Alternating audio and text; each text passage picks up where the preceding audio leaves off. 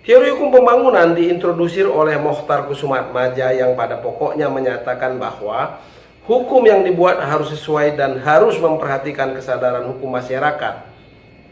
Hukum tidak boleh menghambat modernisasi. Hukum agar berfungsi sebagai sarana pembaharuan masyarakat, hendaknya harus ada legalisasi dari kekuasaan negara. Mokhtar Kusumaatmadja juga mengemukakan adigium yang berbunyi, hukum tanpa kekuasaan adalah angan-angan, dan kekuasaan tanpa hukum adalah kezaliman. Dengan demikian, agar terdapat kepastian hukum, maka hukum harus dibuat secara tertulis sesuai dengan ketentuan yang berlaku dan ditetapkan oleh negara. Selanjutnya, Mokhtar Kusumaatmadja juga menegaskan bahwa jika kita artikan dalam arti yang luas, maka hukum itu tidak saja merupakan keseluruhan asas-asas dan kaidah-kaidah yang mengatur kehidupan manusia dalam masyarakat, melainkan meliputi pula lembaga-lembaga atau institution dan proses-proses yang mewujudkan berlakunya kaidah-kaidah itu dalam kenyataan.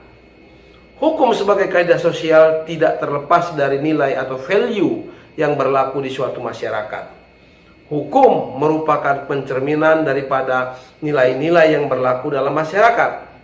Jadi, fungsi hukum adalah sarana pembaruan masyarakat, sebagaimana konsep ilmu hukum yang bersumber pada teori law as a tool of social engineering dalam jangkauan dan ruang lingkup yang lebih luas.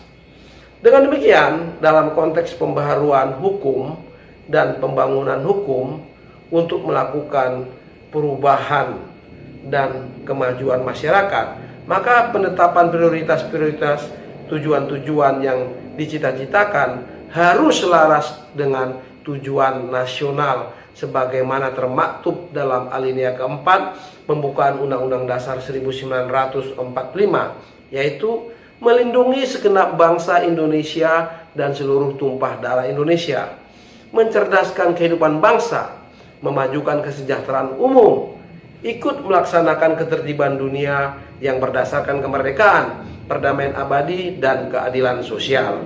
Demikian dari saya, APH Monangan Hutauru. Terima kasih.